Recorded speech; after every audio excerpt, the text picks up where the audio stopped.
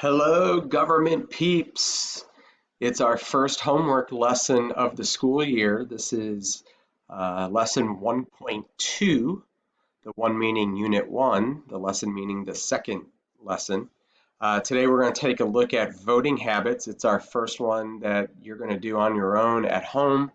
You can either type these out and then share them with me for points, or you can take handwritten notes. And then I suggest an app called Cam Scanner. It looks, well, I can't show it to you, but if you go to your app store and type in CAM Scanner, it'll be a button that has a CS on it with a green under part to it. What you can do with that app is take a picture of your handwritten notes, and then you can save that and then email them to me. And you'll turn everything in on Google Classroom for points. And then later on, you'll be able to use those notes for quizzes. So it doesn't matter whether you type it up or whether you handwrite them. That doesn't bother me at all. So today, don't blame me, I didn't vote. We're going to take a look at some voting habits. We already discussed in our first lesson a little bit about the basics of politics, and so we took a look at what government does in general. We took a look at the different types of government and where they place power. And one of the things that we talked about was democracy, where people get to make the choices. Well, one of the ways that they get to make the choices is they get to vote. And so we're going to take a little bit of a look at how people vote. So there's some vocabulary. You always will have vocabulary to do and turn in at the end of the unit. And I'll have a list. You should already have the list out. And I'll highlight some of those vocabulary terms as we go through. So today, first one is ticket splitting. So you're going to want to jot that term down. What that term means is basically when you vote for both Republicans and Democrats. You go back and forth. The opposite of that would be straight ticket voting, where you only vote for the Republican or the Democrat and you are consistent. So you vote for every Republican or every Democrat. Obviously, more people today ticket split than straight ticket vote, but there are many who do straight ticket voting. Political efficacy is a term that we use to describe whether or not you think your vote counts or matters. If you have political efficacy, you believe that your vote matters and your vote is important. If you lack political efficacy, you do not believe your vote matters. You don't believe your vote counts. You believe that nobody cares, and so you just won't vote, or you feel like voting is just stupid because it doesn't matter. For federal elections, so we're talking about the federal government, there are two types of elections. There are presidential elections, and then there are midterm elections. As you might expect, presidential elections are elections where the president's office is on the ballot. So in November, this November, we are going to have a presidential election because we are going to elect or have at least presidential election where we could either re-elect Donald Trump or elect Joe Biden. And so now there are going to be other offices that we're going to be voting for. In Missouri, we're also going to be voting for governor. We're going to be voting for House races and all sorts of other things. But it's called a presidential election because the president is the first thing that we vote on. In 2 years from now, in 2022, we will have a midterm, and these are usually local and congressional elections only. There is no president election, and so there are some congressional elections and Senate elections and Missouri elections and St. Louis County elections, but it is a midterm because it's midway in the presidential term. Midterms usually are bad for the president's party. So in 2018, which was the last time we had midterms, the Democrats did very well. The Republicans did not do very well, and that's usually because people are mad at the president, and so they take it out on their party. presidential elections also have much better turnout than midterm elections. Presidential elections were usually somewhere around 50 to 60%, whereas midterms were usually around 30 to 40%, somewhere in there, in the 30s or 40s versus 50s and 60s for the presidential one. Why does the presidential one have a better turnout rate? Because it's the most important one, and so people are more amped up, and they've heard about this election for the last 9 months or even year, whereas a lot of people don't pay attention to midterm elections. So those are some key terms that you're going to want to have in your notes. So here's a chart that just explains, you can see here that midterms are usually the ones that have the lower turnout rate. So midterm, midterm, midterm, midterm. And so we're talking 44, 44, 45, 48, 49, 47 versus the presidential elections, 52, 62, 64, 63, 65. And so we have presidential elections that outrank. Now, notice how in the last election, I think we went down a little bit. We were in the low 50s for 2016. But you see the trend is that the presidential elections usually gain 50 to 60%, whereas the midterms are usually in the 30s to 40s. So this is just an important way to read this graph and make sure you are able to see what I just explained and what the data is showing. The data is showing that presidential elections have bigger turnouts than midterm elections do. Okay, so now we're going to take a look at how the United States has expanded voting over the years. And so you're going to want to copy down points 1 through 6. When the United States first started, voting was only allowed by white men with property. And so that was what we did from about the 1780s to about 1830. Then in 1830, we said, okay, you don't have to have property anymore, but you still can only be a white man. So at least we expanded it and we gave it to all white males, whether you own property or not. And that will last for about 25, 35 years. And then after the Civil War, we will give African American men the right to vote with the 15th Amendment, which says that you can't take account race. Then about 60 years later, we're talking about women's suffrage, and the 19th Amendment gives women the right to vote. And then we expanded in I believe it was in the 1960s with the 23rd Amendment, which said that Washington, D.C. residents can vote for the president. Believe it or not, if you lived in Washington, D.C. up until the 1950s or 60s, you were not allowed to vote for president because it's not a state. But we decided that, you know what, it is important for those people. They are Americans. They should have the right to pick the president. And so with the 23rd Amendment, we expanded it to Washington, D.C. And then in 1971, because of the Vietnam War, where we were drafting 18-year-olds to go to war, we figured out that, you know what, they should also probably be able to vote as well. And so we dropped the age from 21 to 18. So the main point of this screen is that we have constantly expanded the right to vote, and we've done so primarily with constitutional amendments. And you're going to have to know each of the amendments and what they did.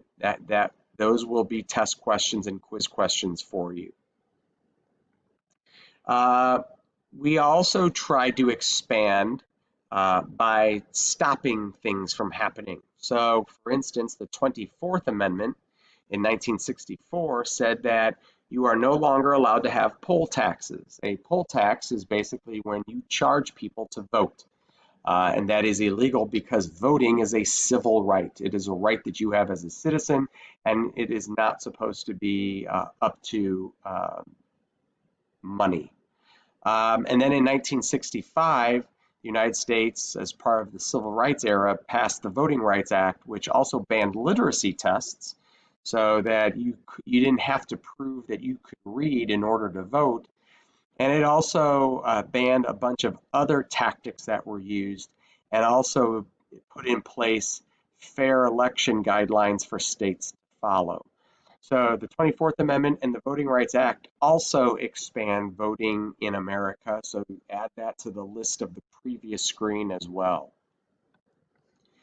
So what have we used in American history to stop people from voting? We talked about literacy tests, and so here's an example. I saw this in a video in Alabama in the 1950s. A African American lady was given a blank piece of paper and said, "Please read this." And she said, "Well, I can't." And the person there said, "Okay," and then said, "Well, you can't vote." And she said, "Well, no, I can't because there's nothing on it." He's like, "No, you said you can't read it, so you can't vote." So it's literally that sort of stuff. Poll taxes we talked about. Grandfather clause stated that you couldn't vote unless your grandfather voted. Well, for the recently freed slaves, and then the generations afterwards, that was hard to do because their grandfathers were slaves and they couldn't vote because they couldn't vote. And so that basically stopped them. White primaries were just straight out racist. You can only vote if you're white. And now today, depending on what you believe, there are some people who believe that the laws that say you have to have a picture ID also are used to stop voting. And the theory of that is that driver's license, which is the one ID that most people have with their picture on it, number one, that costs money. And some people literally do not have enough money to purchase a driver's license. And B, if you're poor, you don't own a car. So if you don't own a car, why would you have a driver's license? But if you don't have a driver's license, then for most people, you don't have a picture ID. And so they say that voter ID laws are an example of trying to stop people, poor people, from voting, and that it's essentially a poll tax, that you are forcing people to buy an ID. Now, on the flip side, people will also say, well, there are other IDs that don't cost any money that you can do, or you can, there are in some states like Missouri where you have to have an ID, but it doesn't have to be a picture ID. It could be a bill with your name and address on it, and as long as your name and address on the bill matches what's in the register books, then you're okay to vote.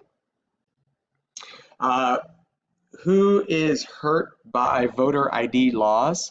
Well, African Americans, 25% of them do not have a voter or a valid photo ID. They don't have a driver's license or any other big thing. Asians, 20%, Latinos, 19%. Young people, 18% do not have a driver's license. And I know that there are seniors in our high school that and juniors that do not want to drive right away. And so they don't go and get their driver's license. So therefore they don't have a photo ID. And by the way, your school ID is not a recognized photo ID. So if you were to go to one of these polling stations and show them your school ID, I do not think that they would accept that. Seniors, 18% don't, and then poor people don't.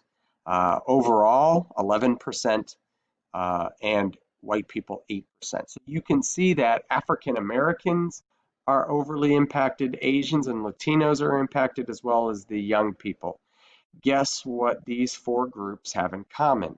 They also tend to vote Democratic, as well as this group right here.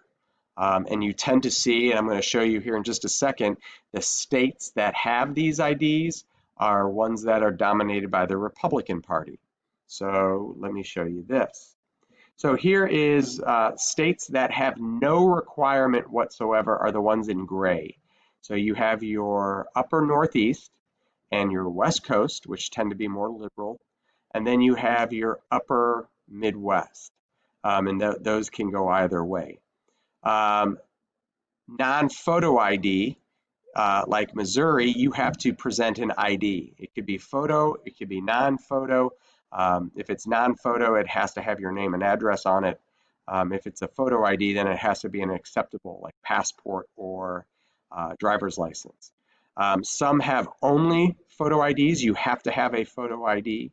And then some are uber strict, meaning you have to have only one or two kinds of photo ID, whereas these, they have a little bit bigger list of what the photo ID could be. Whereas here they say it can only be a driver's license or it can only be a passport, stuff like that. And you can see that that's not a very big amount of strict areas, but Wisconsin, Kansas, Texas, Tennessee, Indiana, Georgia, and South Carolina lean Republican. So take that for what it's worth. So we're going to quickly go over here why people who can vote don't, and then why people can't vote overall. So the people who could but don't, why don't they vote? Well, number one, either they don't know that you have to register to vote before you can vote, or they think the process is too hard or too cumbersome, so they just don't do it. So pre-registration is a problem for some.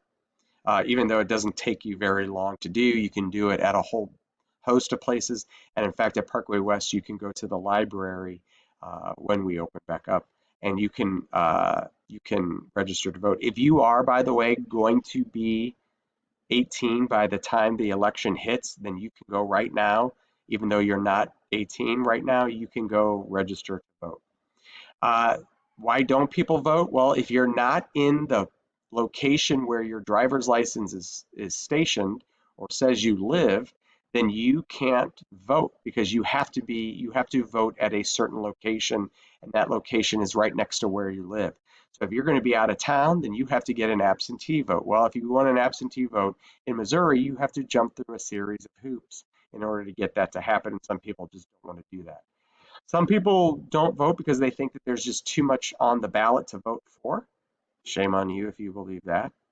Uh, in America, we vote on Tuesdays for our federal elections. And it is on a work day. We don't have a holiday. So because we don't do it like other countries where they do it on the weekend, or they make the day a holiday so nobody has to work so that you have all day to vote, we don't do that. And so that's a question that we will discuss later on. Should election day be a holiday? Political parties are weaker, and so they don't drag people out like they used to. College students can't vote in where they go to school. So if you go to Columbia at Mizzou and you want to vote, but you live here in St. Louis, you can't vote in Columbia. You have to drive all the way back. I would have had to have driven from Miami of Ohio to back here in St. Louis to vote, and so I wasn't going to do that. And then people just lack political efficacy. They either think that their vote doesn't matter or they don't care, and so they don't vote that way. So those are all the reasons why people don't vote. Why can't people vote? Well, you can't vote in an American election if you are not an American citizen. So if you are a resident alien, which means you're here legally, or if you're an illegal alien, doesn't matter, you can't vote because you have to be an American citizen. Some people are physically unable to vote, and so they can't get to the poll, or they are mentally handicapped in a way that they just cannot vote. They just don't understand what voting is. And then some states, if you are a convicted felon, you can't vote. They took that right away from you, although more and more states are getting rid of those restrictions. So that is becoming less and less. Mail-in voting. You're hearing a lot in the news, if you're paying attention right now, to mail-in voting. And especially with COVID going on, people are very potentially afraid to go vote in person because they're afraid they're going to catch, and it's going to be very busy and lots of people. And so there are many people who are wanting to vote by mail. The pros of that is that every voter would have that option. Whether you use that option or not is up to you, but you have that option. It would reduce the lines for voting. It would reduce your exposure to any kind of sickness. And we have found out that states that do this have a bigger turnout. So for instance, Utah does universal mailing vote for mail. So they send everybody in the state a mail-in ballot. And last election, they had over 80%. We've never had 80% as a country vote. So That would be a good thing. The Republicans would argue, and Donald Trump is arguing, that there's a potential for fraud, that people could make up ballots and send that in. Now, I do have to admit that statistically speaking, and I've looked at a number of different neutral websites, voter fraud is very small.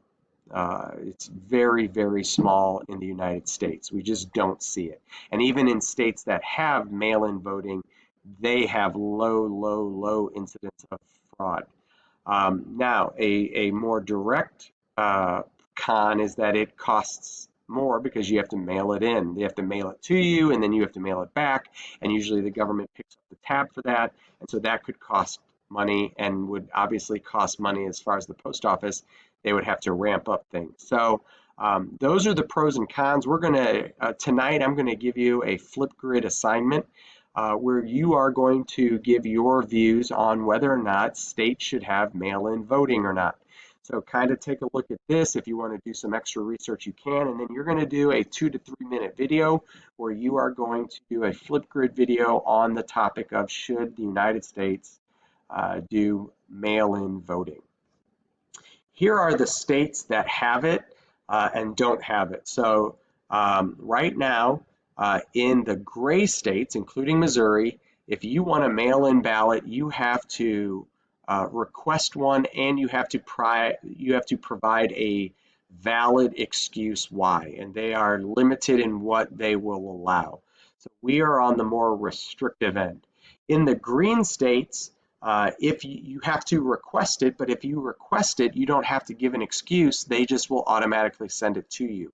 And then in the yellow states, which you see that there are only 5 at this point, they do universal. So they ship it out to everybody, and everybody gets it. Now, I will say that some states experimented this with primaries, and so they are talking more and more. So I know that New Jersey, I think, is going to do it as well.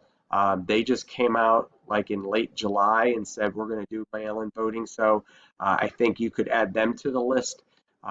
And so they are going to, I think, go from green to yellow. And so you can use this, but you can see that a majority of states, I think, are green. There are more green states than gray states. So as long as you just request it, you don't have to provide an excuse. So this will be part of your discussion. As you could use that map as your discussion as well. So that's it. That's a little bit about voting. So once again, what you're going to do is I'm going to put a link on for a Flipgrid video. You are going to do a 2 to 3 minute video where you are going to just provide your thoughts on whether or not we should have mail-in voting or not, explain why yes or why no, and then you are going to have to watch somebody else's and respond to them. You can either respond in a video reply, or you can type your video reply to them. And so you will have to do your own and then one other. And it'll take you 5 minutes to do the video once you figure out what you're going to say, and then it'll take you another 2 minutes or 3 minutes to respond to somebody else. So you're halfway done with your homework. You did the notes now. Now you're going to have to do a Flipgrid video, and then we'll discuss for about the first 5 minutes of class tomorrow. So hope you enjoyed this lesson on voting, and don't forget your Flipgrid video. You will be getting points for it. So thanks, and have a great night.